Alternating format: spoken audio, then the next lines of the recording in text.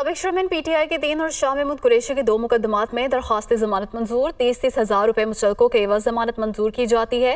इंसदाद दहशतगर्दी अदालत इस्लामाबाद के जज अबुल हसना जुल्करनैन ने समाअत की। तफसीलात जानते हैं नुमाइंदा रिजवान गाजी से। जी रिजवान, बताइएगा इस हवाले से। जी, साबिक चेयरमैन PTI और शाह महमूद कुरैशी की दरख्वास्त जमानतों पर समाअत आज इंसदाद दहशतगर्दी अदालत के जज अबुल हसना जुल्करनैन की अदालत में हुई। PTI की तरफ से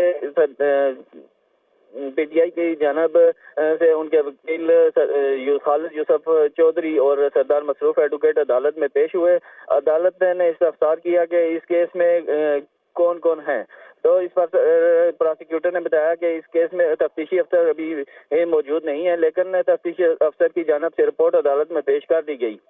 तो प्रोसिक्यूटर ने बताया कि इस केस में इनकी ईमा पर ये वाक़या हुआ है, जांच और तोड़ फोड़ हुई है और इनको मुकदमे से इस्तदा है कि इनको दरख्वास्त जमानत खारिज की जाए। अदालत ने इस्तफसार किया कि क्या वो मौका पर मौजूद थे, जिस पर प्रोसिक्यूटर ने बताया कि जी वो मौका पर मौजूद नहीं थे। अदालत ने दलाइल सुनने के बाद पांचों दरख्वास्त जमानत मंजूर कर ली और 30-30 हज़ार रुपये मुचल के जमा करवाने की हदायत की।